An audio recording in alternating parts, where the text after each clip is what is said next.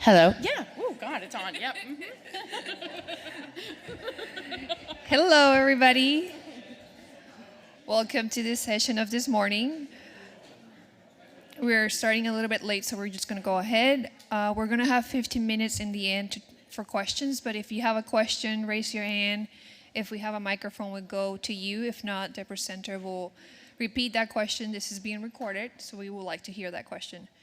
I will give you all a session feedback. You can fill it out and just leave it in your table at your chair, and I'll take it in the end.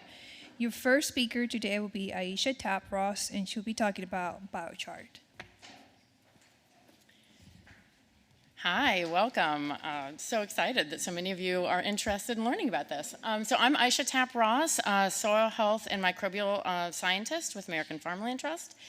I'll be talking to you about biochar, what it is, and then Laura Freeman will be talking about farmers' use of biochar on the farm. So, let's see. So I'll be going over the issues with today's agricultural systems and what biochar is and how it's made and how it addresses those issues. What are the benefits of biochar? How and when to use biochar, and AFT's role in increasing biochar usage. So we all know that there's issues with climate change that are affecting our agricultural systems. We've got drought, we've got floods, hurricanes that are coming up the middle of America, and it's getting worse. We've got this sharp spike in our temperatures. And so we want to help you build your soil health and to make your crops more resilient to these changes that are happening. And so here at AFT and other places as well, we're promoting things like maximizing living roots, maximizing diversity, soil cover, and minimizing disturbance. These are the NRCS soil health practices. And so, we're encouraging things like cover crops and no-till, but sometimes those things are not optimum for the systems, for every system out there. Especially, when you're talking about organic systems, sometimes things like no-till are not really an option. Oh, why is it not coming up? That's not what I wanted. Okay, well, there are supposed to be two pictures here that are not showing up, so that's fun. I don't know where they are. So we'll skip that, but those two are basically going over the problems with tillage, and one of them was showing the map of disturbed soils, or where are they? It was a map of the soil degradation across the U.S. and especially along the Corn Belt. There's massive soil degradation, and then the next map was about the showing the soil tillage that's gone on across the U.S. and it was from the GSERGO data from the USDA, and it just shows where in America we have the most tillage, and the two maps overlap. And so that's one of the reasons why we encourage no-till, but that's not always possible, like I said, with organic systems. And so we look for ways that we can encourage other soil practices that help do the same things as no-till without when you can't use those practices. So that brings us to biochar. So biochar is not a new idea. It's not a new practice. It was created, up to 8,000 years ago. We have these terra preta de Indio soils in the Amazon that you can see right here.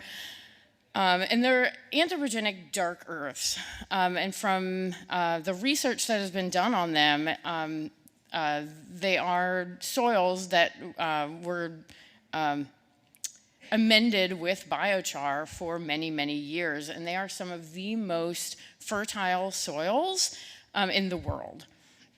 We find similar soils in Liberia, Germany, Australia, US Midwest, and it's likely from repeated applications of this charred organic waste. So what is biochar and how is it made? Biochar is solid material obtained from biomass after thermochemical conversion in an oxygen-limited environment, pyrolysis. So what does that mean? Well, it's organic waste that is burned at a very high temperature. And there are several different biomass feedstocks that can be used.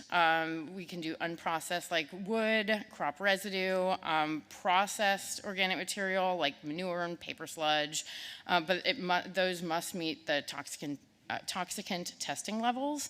So we do have, and I'll go over that in a little bit as well, but we do have extensive testing that has to be done on biochar before it can be used as organic amendments. And so this is an example of some of the feedstocks that can be used to make biochar. Some of the most popular around the world are corn straw and wheat straw, rice husks. There are regulations in the US through NRCS that some of these can't be, if they can be left on the field, they can't be used as a feedstock. So most of the time in America, when we're talking about biochar, we're talking about forest wood and farm manures, although they cannot be used on organic systems. So most of you, if you're using biochar, will be using this hardwood biochar. So how is it made? Well, it is processed in kilns. This is an example of the many different types of kilns that you can use. We have like on-farm kilns that are open air. You have closed air kilns. And then you've got these larger industrial kilns. Now, these industrial kilns are really cool, and they're what we mostly promote because they also capture some of the byproducts of the production of biochar to use as energy and other things. And biochar can be made at low temperatures, which is 300 to 450 degrees Celsius. So still really, really hot, but in terms of burning, it's considered low. And then moderate, 450 to 550, and then the high is 550 or above. I typically don't recommend biochars above 900 degrees Celsius for agricultural use, just because you're not going to get the same benefits that you are at these lower temperatures, and I'll go over that in a little bit. So we've already gone over the first two bullet points of what is biochar, and then the third is the pyrolysis, like I was talking about in the last slide. The pyrolysis and gasification that it goes through also produces heat, which can be used as an energy source, bio-oils or biofuels and other byproducts, and then you get this biochar. So the feedstocks and pyrolysis process affect the characteristics, functions, and use of the biochar. So when you're talking about biochar in general, it's such a broad term that it can be a little bit misleading. There's a big difference between whether or not you're using a hardwood biochar created at 400 degrees Celsius and a manure biochar created at 900 degrees Celsius. They're different things. They're going to have different effects on your soil. So it's really important to recognize that. And there are a lot of benefits. Some of those benefits are still being quantified. We're still doing, in fact, most of the research on biochar started in 2015, so it's a very new research topic. But as with these terra preta de indio soils and other soils that we see across the world, some of these benefits can be observed for thousands of years. So what are these benefits of biochar? So this is a meta-analysis of a meta-analysis. And I don't, for those of you who are new to meta-analyses, a meta-analysis takes a whole bunch of studies and looks at overall what conclusions they have from the studies. Like, are they showing the same thing? And if so, what are they showing? And so this is taking a whole bunch of those studies and looking at the similarities in them.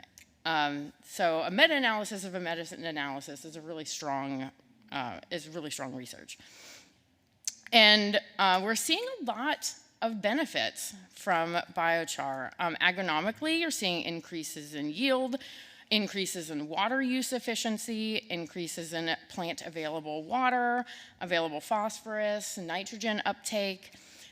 In terms of the ecosystem services, increased root biomass and root length, increases in microbial nodules and microbial biomass, and also increases in soil organic carbon.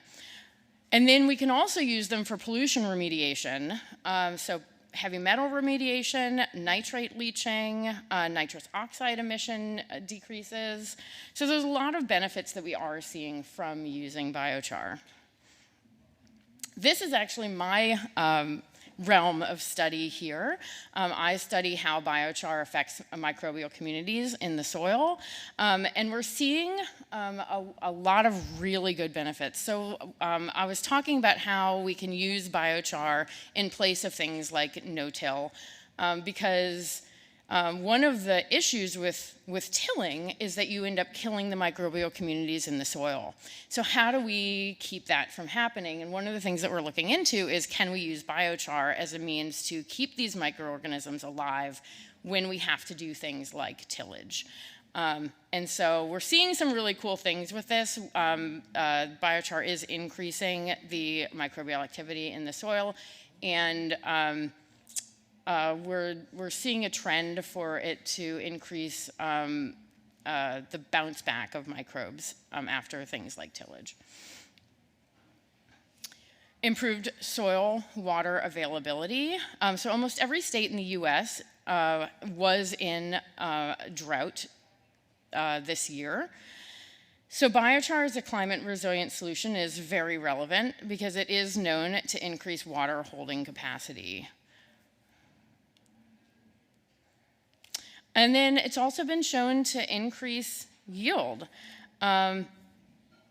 This is actually a picture, well, it's two pictures put together, of a research study that Kristen Tripp with ARS did in Spokane, Washington, where she compared a field that had biochar to a field that didn't have biochar. And then you see that we do have an increase in the plant growth there.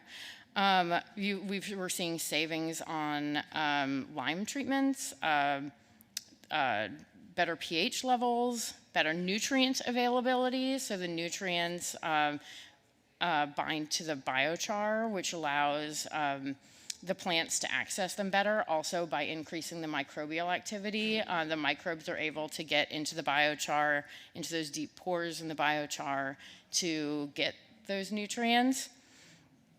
Also, soil water availability. The biochar holds on to the water better, and you can get on-farm energy production as well from biochar. And it's also a great climate solution. So we have, it gives stable carbon within the soil, so we can use that as a way to sequester carbon. It is stable for over 500 years. We're actually still doing research on how long we can anticipate seeing the biochar in the soil over time. And biochar can reduce nitrous oxide and methane emissions.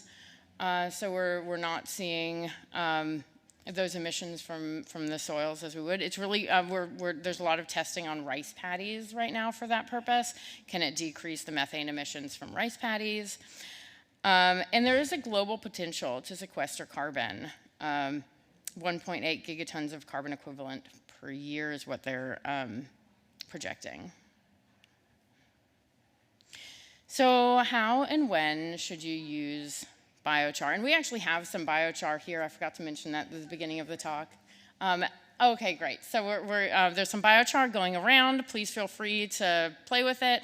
If you need something for your hands, because it's really powdery and it can get everywhere, we do have baby wipes as well if you need them. So how and when to use the biochar?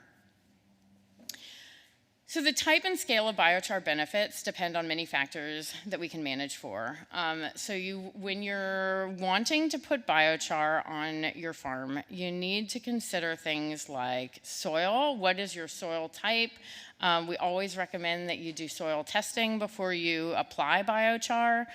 That's going to also determine what type of biochar you want.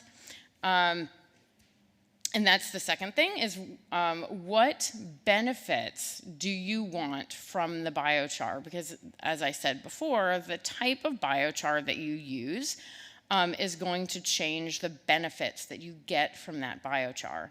So it's important to know, what soil you're using, what benefits you want from your biochar, what crop you're using it with, your local environment, and also the management of your farm. All of these factors are going to influence the biochar that you use and how you apply it, and all of those factors. And one of the most important things that I make sure that people know is that biochar is not for every farm. Every practice is not for every farm, and biochar falls into that as well. There are soils that respond best to biochar, and those soils, the soils that respond the best are these degraded soils across the U.S. This actually looks very much like the degraded soil map that that was supposed to be on that slide. But these are the soils that are going to respond the best to biochar application. So, are you doing things like heavy tillage on your farm? Do you have low soil organic carbon on your farm? Do you have low microbial activity on your farm? If you have a farm where you have, 6% soil organic matter and you don't have a problem with compaction and water infiltration, I do not recommend biochar on your farm. However, if you've got compaction, if you're tilling, yes, absolutely, use biochar. And so it's really important to know which soils respond the best, and is your soil one of those? Yeah. Talk about compaction. Is that for going over, or are you talking about compaction because of the soil type? Like I'm a typical Kentucky farmer. Yeah. Oh, yes. So the question is, say that question one more time. Is the compaction from the soil type or because of... Is the compaction from the soil type or from traffic? Yes, both.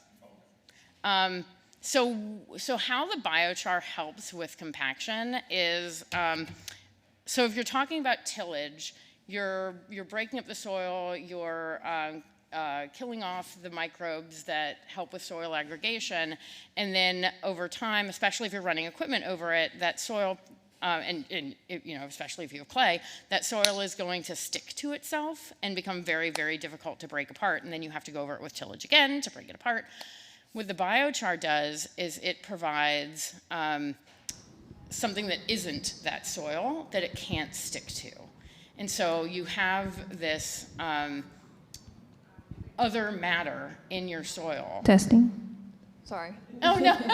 We're good. So you have this other matter in your soil that the soil isn't sticking to, and then so you're not getting as much compaction. Does that make sense? Okay. Can you just explain this chart a little more? What does the EY stand for? Yes. I just asked to explain the chart and what EY means. Oh, no. Well, Could you also explain what the black means too? Oh, sure. The EY is I can't remember exactly what the EY stands for. It's on my notes, but I can't seem to get to the bottom part of my notes. It basically is the amount of yield increase that you can see from using biochar. So this is a predicted amount of increased yield that you can see from using biochar. And so the red areas are where you'll probably see 5% or less yield benefit, and then all the way up to 20% yield benefit. Two questions. First one is, what does the black mean? Is that some area that you haven't evaluated or you think is not going to make a difference? And the second question is, you said something about a lot of water. I don't know if you mean that you have a lot of water so you're washing nutrients out of the soil, or if you mean you don't get a lot of water so you need to retain some. So with the black areas, those are areas where I'm pretty sure that I can't remember exactly what the paper said, but I'm pretty sure those are areas that aren't really going to see much of a benefit. A lot of those are areas, mountainous areas, and so this is in terms of agriculture, and so we don't really have agriculture in those. Not what we do, but yeah. I think it's areas where we're not really gonna, I don't know. I'll have to go back and check. Sorry. And then the second question is about the water. Are you asking whether or not the water, whether or not you should use it if you have too much water or not enough water? I'm asking because I don't know what you meant by that. I don't know if you were saying if you have a lot of water come through, it's going to wash nutrients out of your soil. So biochar would help retain the nutrients in your soil? Yes. Okay, or if you were saying it would help retain the water if you don't have a lot of water? Yes, both. Oh, okay. I don't know why I'm confused. Yeah, so biochar helps to retain the nutrients, and so when you do have a heavy rain event, you're not getting the nutrient runoff that you would normally see. Also, it helps with absorbing water so that you end up having better water retention over time. So yes to both of those. I looked up. Oh, yes, thank you. I looked it up. It's expected yield. Okay. Yeah, that's what Thank EY you. means.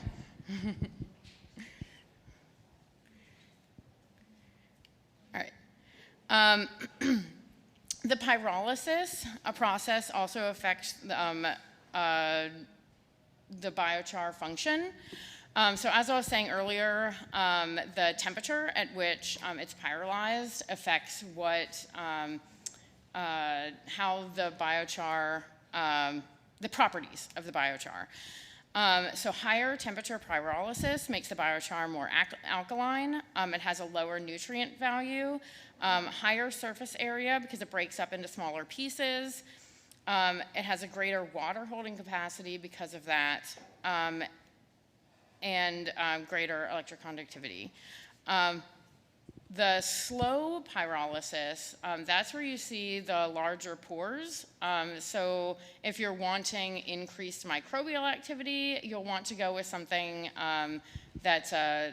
you want to go with the lower pyrolysis temperatures. But if you're looking for a greater water holding capacity, you'll want to go with the higher pyrolysis temperatures. The oxygen level, the oxygen that is in the pyrolysis process also changes the amount, structure, functional groups within the biochar. And then how the biochar is processed post pyrolysis production also affects the properties. So is it aerated? Do they grind it? Is there some sort of a chemical or steam activation? Is it inoculated? Those kind of things you also want to take into consideration when you're choosing your biochar. And I mentioned the porous structures before. There is an extremely complex network of pores and channels within the biochar. So the one that was in the plastic container, that one was made at like a medium temperature, and it actually is pretty porous. It's really good for microbial activity. And you can see on the screen, this is a magnified view of the biochar, so you can see those pores that are in there, and that's where there's increased surface area in those pores, and the microbes really love to get in there, especially the hyphae from arbuscular mycorrhizal fungi, and you want more arbuscular mycorrhizal fungi in your soils, and they love those pores. And the majority are storage pores, so they're capable of holding water, and like I said, that microbial habitat. And then you also buy all biochar. If you want to go through the NRCS 336 payments, which I don't think that Kentucky has adopted those yet, but most states have. We're actually working with Kentucky to do that. But you can get paid for applying biochar onto your farm. The biochar has to meet certain criteria, so it does have to go through testing in order to be paid. And that testing includes organic carbon content, the hydrogen to carbon, organic carbon ratio, total ash percent, pH, liming equivalent, particle size, electroconductivity, and NPK. And then it also needs to be checked for contaminants to make sure that you're not adding contaminants into your soil.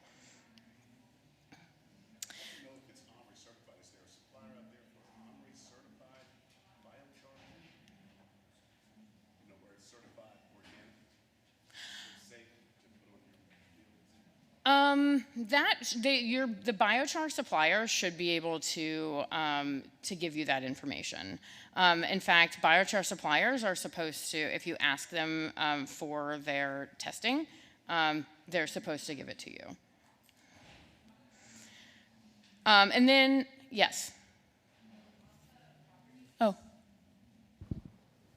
On the properties of the biochar, what percentage of the ash and the carbon? Or is it just like a general? There are maximum levels. I can't remember what they are right now, but you can go to the 336 characterization thing made by NRCS, and it will tell you what it has to be.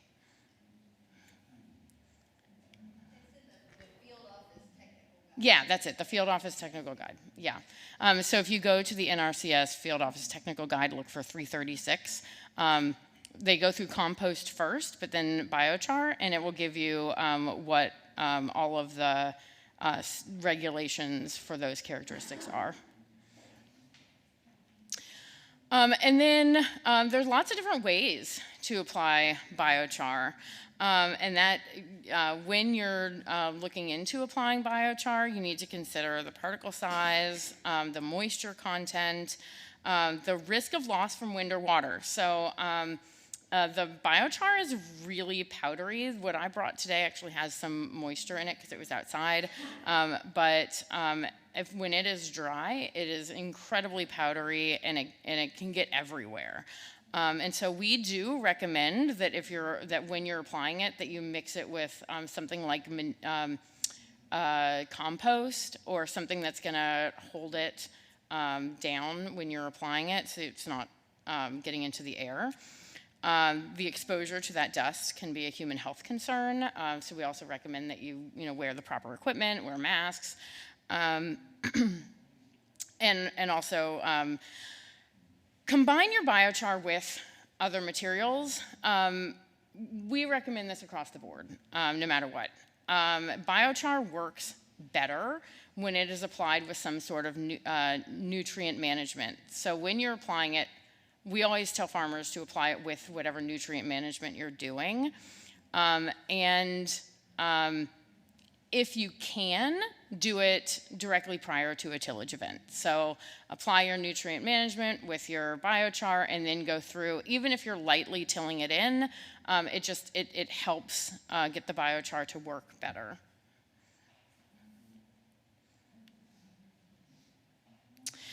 And then when you're actually applying it in the field, there are lots of ways to do that. You can broadcast without incorporation, which you'll see up there with the tractor. He's just going over and applying the biochar just straight to the field. You can broadcast with incorporation, so go over it with a manure spreader and then go over it with your tillage machinery, which that's typically how we recommend doing it. You can drill it in, do liquid injection, use a no-till drill, trenching. There's lots of different ways that you can apply your biochar. And I'll get into this in a minute, but we're actually training NRCS agents and other resource professionals to be able to help people figure out what way is the best for them and how to do it.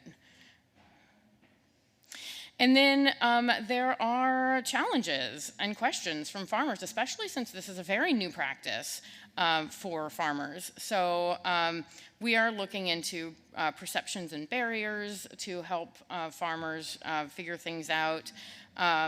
We are working with the United States Biochar Initiative and ARS to come up with standards of biochar characterizations.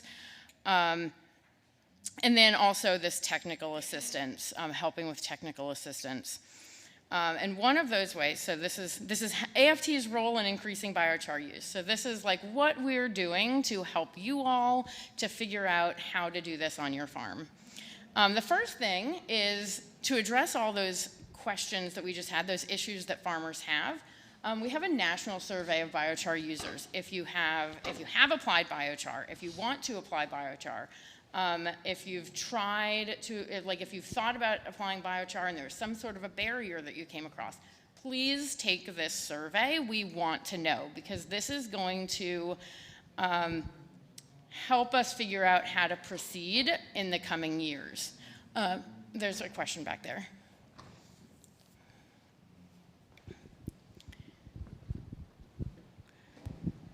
So you talked about biochar use in the field, but Yes. I'm curious about biochar use in the greenhouse and adding that to potting mix, or Yeah.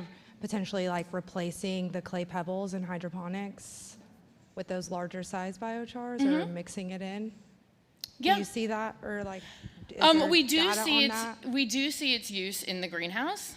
In fact, most of the studies that are done on biochar are done in greenhouse environments. Biochar actually is shown to do better in a greenhouse than it does on the field. So yes, that is absolutely encouraged to use in the greenhouse. Does that answer your question? Okay. There's two questions up here, and while you're walking up here, I'm just going to address this. So I highly encourage you to go to this website. You can type in farmland and biochar agricultural toolkit, and you should be able to come to this website. This is the AFT website for all information having to do with biochar. We are doing a lot of biochar work. We are doing webinars. We are doing technical documents. We are pulling in information from places like USBI, And all of that information is going on this website. And so please, please, if you're interested in biochar, bookmark this website. It will be a great help to you. And we are constantly updating it. We're actually going to have an update to it sometime in the next month. Yes. Yeah, is there a, is there a type of biochar that doesn't increase your pH?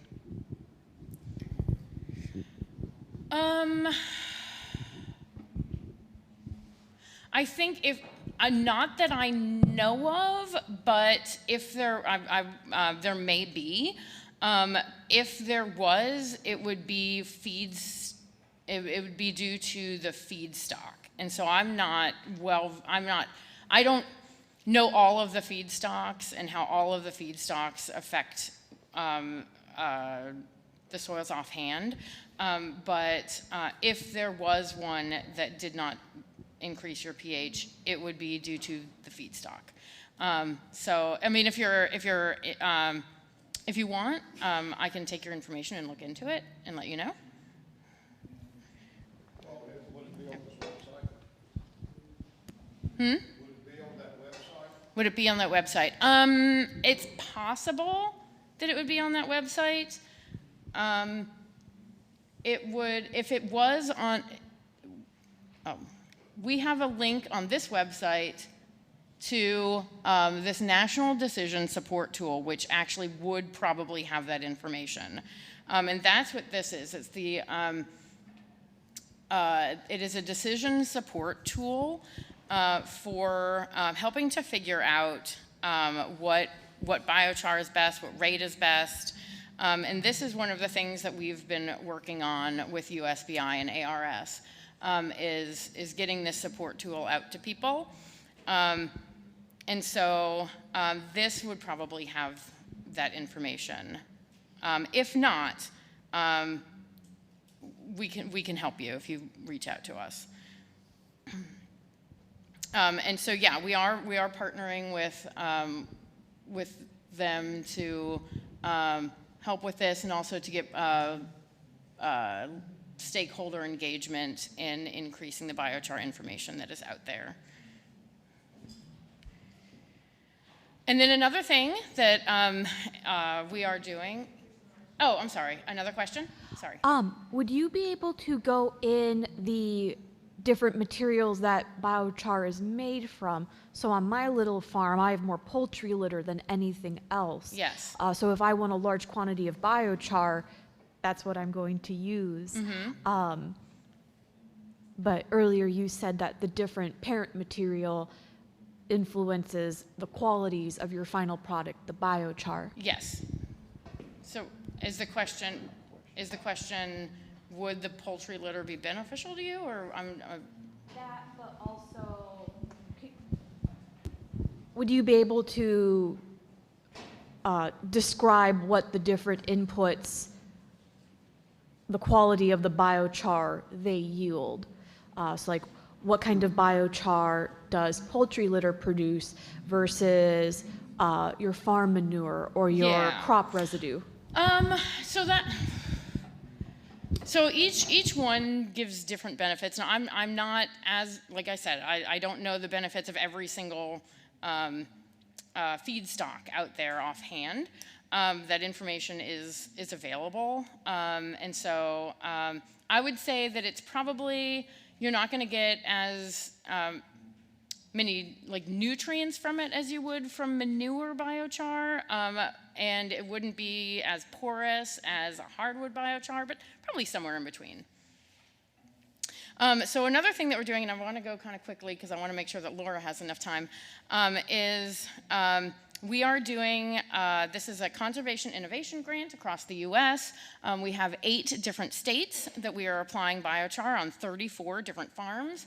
We are actually applying to 2 farms here in Kentucky this spring, one of which is Laura Freeman's farm. And in Kentucky, we're looking at how the biochar application not only affects the yield and the soil health, but also how it affects these soil microbial communities. And we do have the website that describes this project is on the larger toolkit website that I talked about. So if you want to look into this, I highly encourage you to do that. It's a 5-year project. We're in year 2 right now, and we will be doing farmer field days, at least 2 of them in Kentucky during the length of the project. So I definitely recommend that you keep an eye on that because that's going to be fun.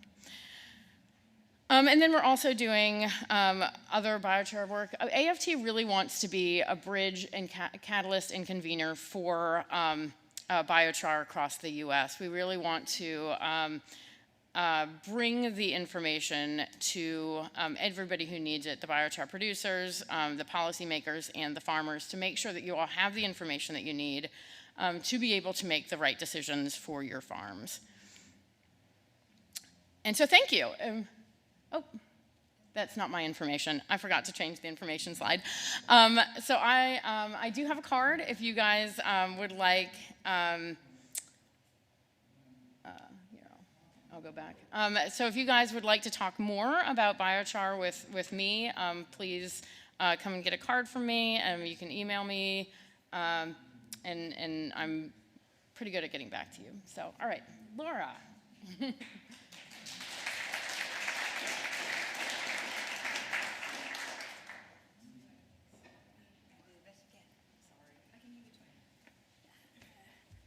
Okay, and Alice, I'm going to need you to come help me show the movies.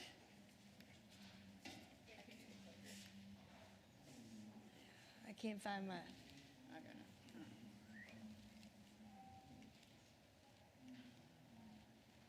Okay, here we go. You doing the clip? Okay, all right. I am Laura Freeman, and you all probably know me as Laura of Laura's Lane Beef.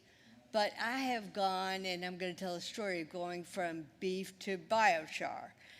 The whole thing started in 2007, 2008, when I was a Danella Meadows Fellow and was exposed to some of the early climate models.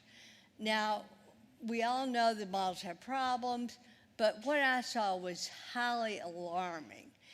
And so that was one thing. Whoa, it's not really chemicals so much now, climate.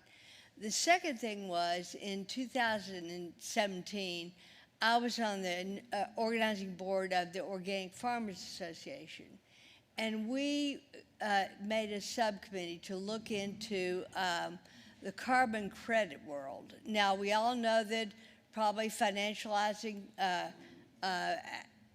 health ecosystem services, they call it, for farms is dangerous, but that's where we are, and we need to figure out how to make organic win.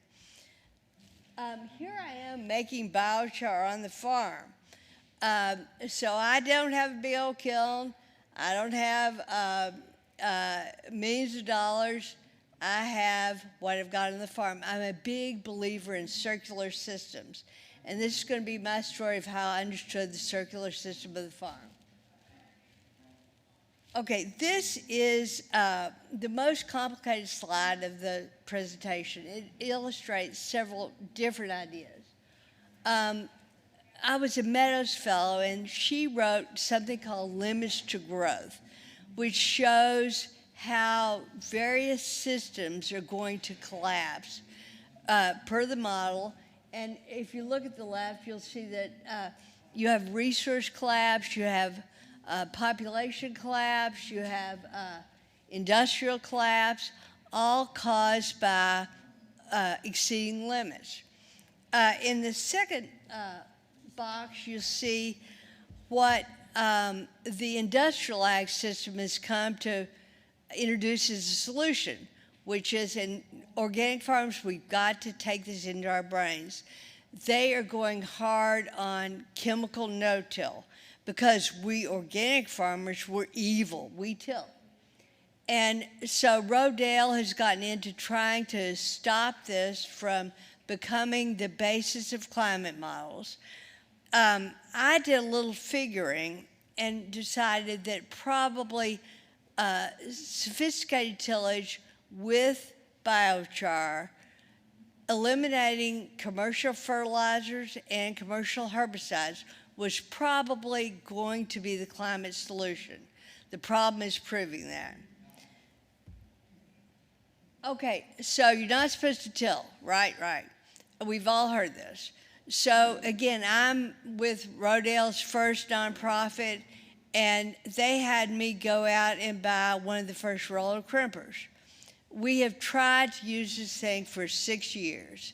We have done everything by the book, and it has not worked. So if I can't get away with no-till, maybe biochar. Unless Alice has got the movie going. So you can see us, here we come, rolling down. And I had the rye. The rye was just dropping. It was in the exact right state. It should have worked. We didn't have it bounce back up. It just didn't control the weeds. Okay, so remember, I'm into circular systems. I don't want to go out and be spending thousands of dollars on biochar. So I've said, well, I'll see if I can't do it myself. The first job was to idea feedstock. Now, what have we all got in our farms? We have got ash trees being killed by emerald ash borers. Guys, I've got a pretty big farm. I got thousands of them. So I had a forester out, and he helped the farm crew ID these ash trees that are all dying. Okay, the next thing I did was tap local knowledge. This is the principle of organics, right? Well, Larry Meadows, good old Larry Meadows from Red River Museum said, you know, we used to have the biggest coal-fired iron furnaces in the world in Powell County.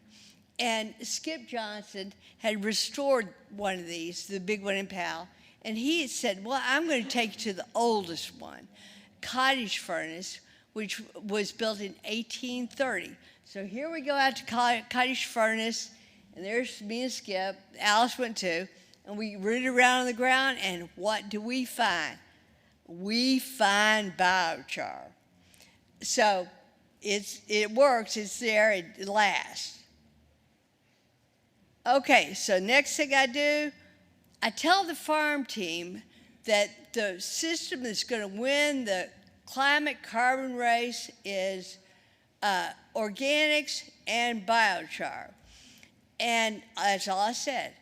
And an older Hispanic worker I had went out, he dug me a pit, and he said, you want charcoal, ma'am? We got charcoal.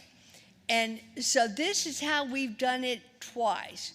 We built a horizontal chimney, we stacked the ash, and we covered it up, we got it smoldering. We did lots of things wrong, but we did it. And we kept trying, and as you saw in the first slide, the yield was poor. We're going to keep trying, though. We don't give up at our farm. But the other thing we've done is we've also introduced and are promoting the barrel method. This is Dylan Kennedy, who's working with Alice and me on the Mount Folly Climate Grant. And we have something called the Heritage Food Festival in November. It was a really good one. And he was showing everybody how he could do this in a barrel. And then he feeds it with mineral. The ruminants goes to the rumen, and they poop it out. And he's got biochar on his farm. Now, this works on a small scale. But at Mount Folly, we have got 390 certified organic acres. We had to do large scales. Here we go. Here it comes. And there it goes. That's how we got our biochar, although I'm not giving up on making it. So here we are trying to, so we get this stuff, and now how are we going to spread it? So here's our lime truck, and we're spreading it on pasture. So part of our rotation is that when we get too many weeds, we go into grazing, trying to graze on Johnson grass. So we spread biochar just like a lime truck, with lime truck, and figured that the cattle were going to stomp it in and poop on it. So we didn't need to inoculate it. And that, I think, has worked. We'll see. We're hoping it works pretty well. Okay? And then we decided that we needed to inoculate some of it that was going on to what's going to be a crop field next year. And so here's our compost. Down, you see our compost row. Here we have mixed it with compost. We had a hard time kind of mixing it. It's lighter than compost, so we weren't thrilled with how we did it, but we tried. And why do you have to inoculate biochar? Well, it's carbon. And so this is a slide that shows, carbon will bond with anything. It's pretty, it likes sex. And so here is a carbon molecule, and this is Alice's game. We're going to give somebody a tin of our hemp chocolate. If you could guess what that molecule is. Anybody guess?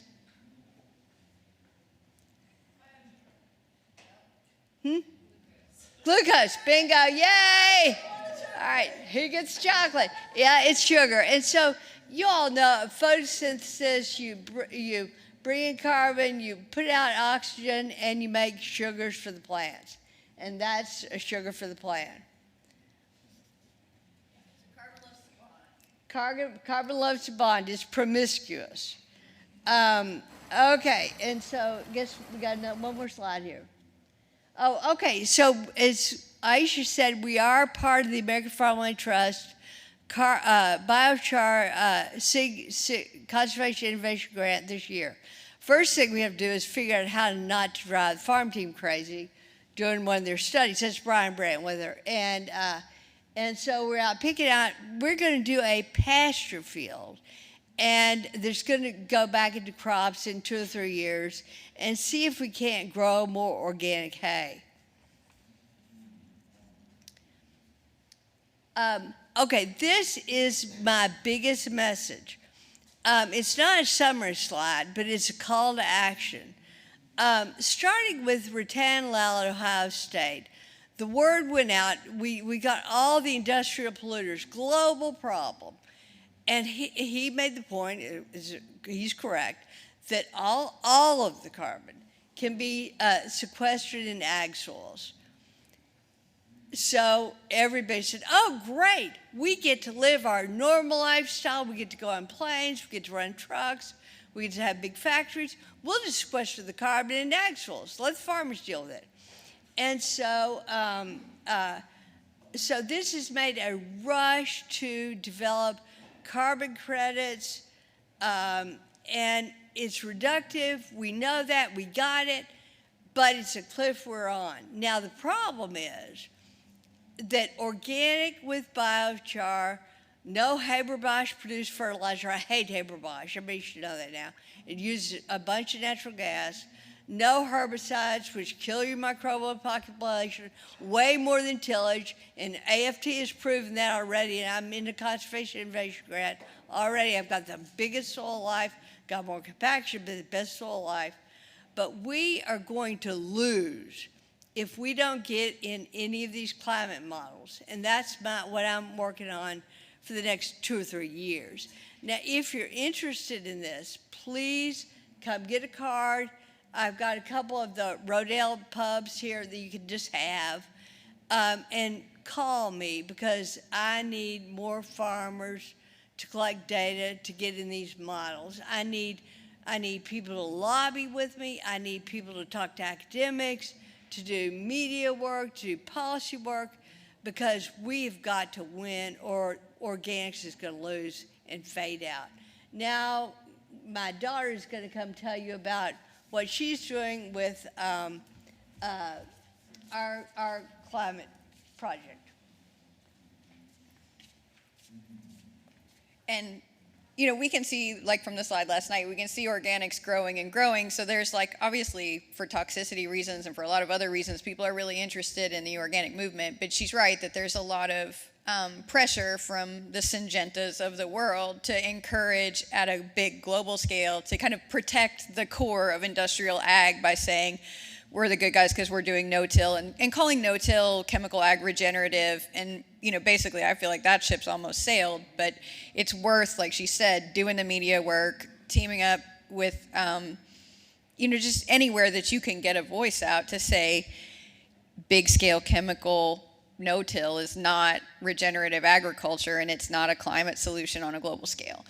Meanwhile, we've got one of the Climate Smart Commodities grants too at Mount Folly, and we've added biochar as a practice now that the NRCS is like recognizing it as a soil carbon amendment as a practice.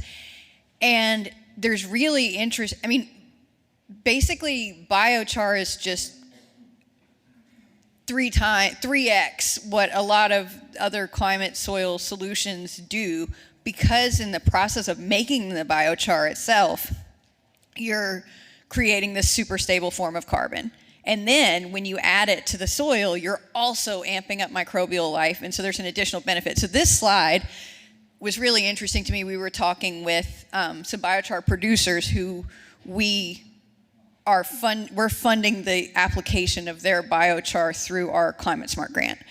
But if you look at it, there's like a soil carbon baseline of 1, and then the biochar itself, was worth 2.2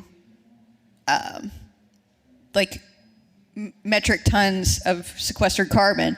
But when you wait 6 years, in comparison with soils that didn't have biochar applied, there's an additional huge increase, another 3 tons of soil carbon sequestration on these farms that's from what they call the negative priming, which is just the microbial activity being amplified by those pores. So it has both a physical initial impact from the creation of the biochar and the application, and it's almost double that what happens in your soil in terms of sequestration. So it has a really big impact as far as sequestering carbon.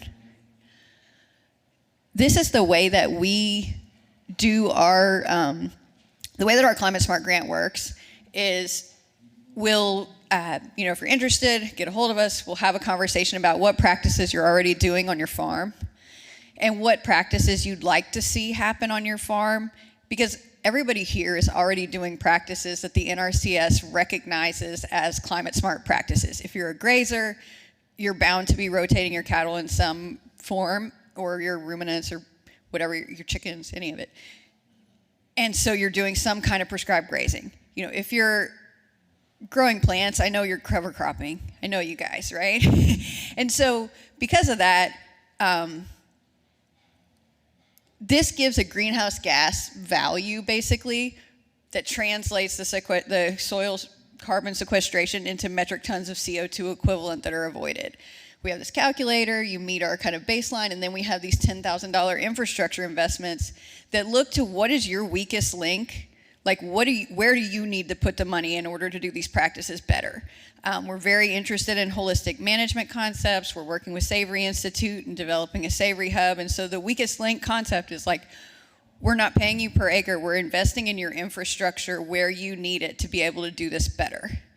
But we can fund basically 20 acres of biochar mixed with compost, this inoculated product. We've got a couple of different suppliers. And we can help you kind of get that on the land, and that's one of the practices that we can fund. Is that at low cost or no cost? So we have these $10,000 infrastructure awards that would cover the cost of the biochar. So it would be free to you. Yeah, I got you. So I've got cards over here with Dylan's number, and Dylan's in the back. He's our farm lead, and so he would be the one who'd come and do the initial intake, and we are super excited. And if people are already working with Oak on Climate Smart grants too, there's ways to layer these projects together in a lot of cases depending on your acreage and kind of how you can divvy your farm up. But I mean, there's a huge flush of money from the federal government that's trying to invest in these practices, and we're doing things right, and we should take down that money and put it here. How many months, when you lay this out on the farm, how many months or years is it before you can start growing it? You can grow right away. That's why it's inoculated. So this stuff is inoculated with compost, or you can get it with compost and lime. The Ashwood guys have also been blending some with compost on like on a soil pad, they have a pretty good facility. And so there's a lot of different options. But the idea is especially if you spread it in the fall so it has the winter to kind of mellow in, or if you spread it with compost so that the biochar is binding up with fresh nutrients, that you're not going to be like tying up nutrients from your soil, and it doesn't burn a lot of time if you play it right.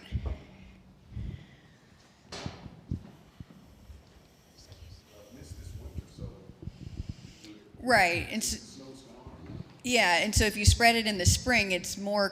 Your timing's more critical, both on trying to find the mud window of Kentucky, obviously, and also in terms of making sure that you spread stuff that has a pretty good compost inoculant. But he's got stuff that's been overwintering with compost, so that you could go straight into crops. So, biochar as a soil amendment, does it need to be replenished? Does it have a certain lifetime before it gets broken down into basically a micronized powder? Is it still useful as a soil amendment in that probably microscopic broken down form? Is it something that needs to be reapplied every so many years? No, that's the whole thing about it, is that it's unbelievably durable. So even when it is like basically a microscopic powder, it's really complex at that microscopic level. So it's got all that pore space. All that pore space was at like 1,000 magnification. Those pictures that she had, I think they're probably about 1,000x. And so maybe even more. And so even in the teeniest particles, it has a lot of pore space. And so even when it gets to just dust, it's still creating a microbial habitat and water, like vermiculite or perlite in potting soil, sort of. Am I too loud? Ooh, okay, that question that keeps popping into my head is, so we have suppliers who make and prepare the biochar, and just like, so on your property, because you have a lot of acreage, so it's going to take quite a long time, I assume, to cover all of it. Yeah. Now, if you have a small farm like me, is it really just a one and you're done kind of situation? Yeah, it's a soil amendment that would stay. Unless you had a bad application and it blew off and ended up with your neighbors or something. If you get it into the soil, it's there. Hey, Alice, do you mind if I? Yeah, go for it. All right. So there's actually a lot of studies on this. Very few of the studies have been done on looking at long-term application of biochar, especially like multi-application, but we are starting to get into that. We are seeing that the more you apply it, the more benefits you see, but you're still going to see benefits with that one-time application. I just wonder, again, it will inevitably break down to smaller particles. So, once we have particles that are on like micron size scale, are those resistant to compaction? Because in terms of particle size, we're talking about colloid or clay particle size, but structurally, it's still biochar. You know what I'm trying to say? Yeah, and right now we're not sure. We're still learning a lot about especially the long-term effects of biochar.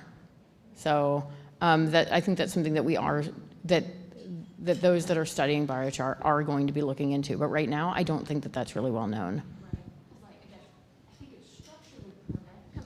I think its structure would prevent compaction. But again, like a lot of probably just about everyone else in Kentucky, I have this mostly my natural soil is clay, which is, what does it do? It compacts. And so again, that material in the small bowl that was being passed around, that's very fine. And again, microscopically, its structure, I think, would be resistant to compaction. But if it got wet, I just don't want to add something to my soil that would eventually either need to be continually replaced or in the end possibly even promote compaction. highly doubt that it's going to promote compaction. It may end up not having benefits, or at least the same benefits that you would see right, in the first year. But no, it would not add to compaction.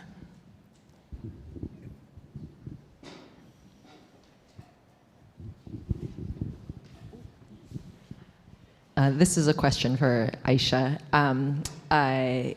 So at American Farmland Trust, you had the slide up there with your partners and university and government partners. And the first thing that all of us learn about biochar when we're reading an article or coming to a talk is that it's an indigenous practice. It's been used for thousands of years. So I'm curious if AFT is working with any indigenous groups or knowledge keepers around some of these questions that we're having about how do we best use it and what is the long-term effect in the soil. Yeah, that's a really good question. I'm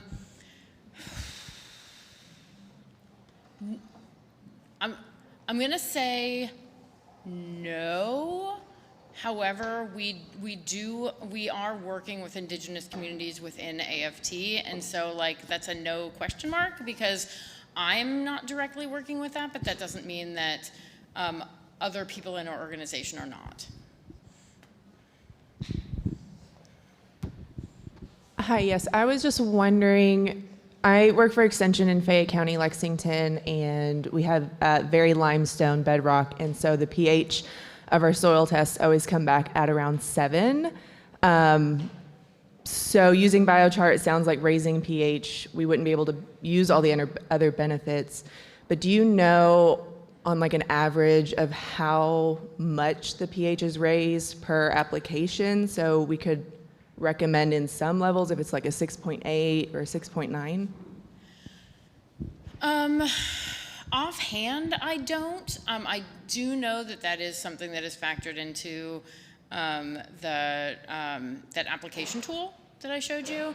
I would say it's really dependent on the type of biochar and the feedstock that you're using, and also the rate. So for something like that, I would recommend using a biochar feedstock that doesn't have a higher pH, and also that you use a lower rate when you apply.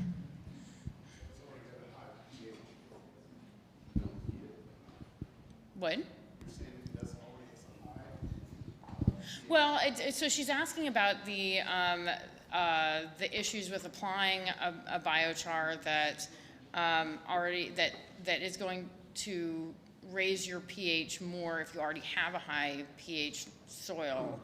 And so my response is if you would benefit from the biochar other than just that, I would probably modify the rate at which you apply so that doesn't have as great as an effect.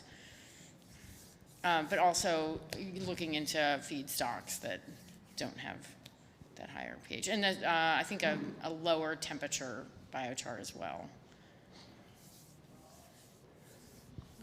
Hey, you had not spoken much yet about using the biochar directly in animal bedding or manure, which is one of the big, I think, benefits of it. And you had asked about the poultry litter, and we've had good luck using that. It's got a huge absorptive capacity, especially for ammonia. Yeah. And also, does that then have an effect on the liming effect and the carbonate levels and different things after it's been inoculated or used in bedding? Yeah, so that's a really great question. I work more with row crops, which is why I didn't really talk much about that, because I don't have as much knowledge about that. However, we just did a webinar in December, I think, that went over just that. One of the things that we talked about was using biochar in poultry. It was a bedding. I think it was. I can't remember if it was poultry litter or if it was happening, but but yeah. Tie up the ammonia, tie up the smell, create a totally different product than you would be having without biochar. Do you want to use the thing so they catch you?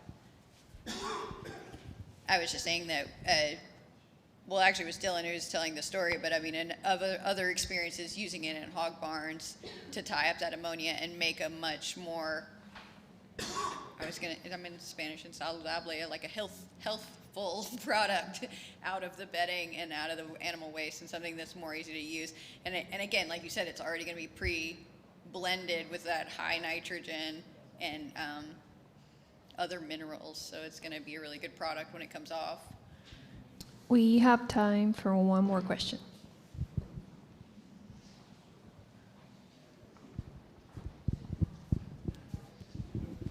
Hi. As you said earlier, integrating your biochar with compost would be something that you would want to do maybe in the fall and let it settle over the winter. If a farm wanted to incorporate biochar into their practices now, do you think that incorporating it or inoculating like your fish fertilizer as you transplant or something like that would be still a good way to start using this material? I would say yes. That's a real, and because it's liquid, again, it's going to be a quicker blending of the two components. Like part of the guy who's like letting it set over the winter, you know, he's just like on a soil yard on a concrete slab, and so it just like takes longer to blend than like a liquid fish would. So that totally makes sense, and it also jives with like Dylan's feeding it in his mineral to his cattle, and then they're pooping it out on the field, and it's like coming pre-inoculated and free spreading around the farm. So there's a lot of different ways to get innovative with integrating it, especially if you can use like a high nitrogen manure, whether it's fish or whether it's your own animals. Yeah, and in that, the SIG project that we're working with, all of our farms are applying it uninoculated onto their farm at the same time that they're applying the nutrient management, which is why we tell people to apply it with their nutrient management, because microbes don't stop working just because you put things in the soil. And so you apply, you want to apply your biochar either at the time that you apply your nutrient management or right before you apply your nutrient management, because you want to make sure that it captures those nutrients and you're not getting the runoff. So you don't want to apply your nutrient management first, because then that increases the chances that you're going to get runoff.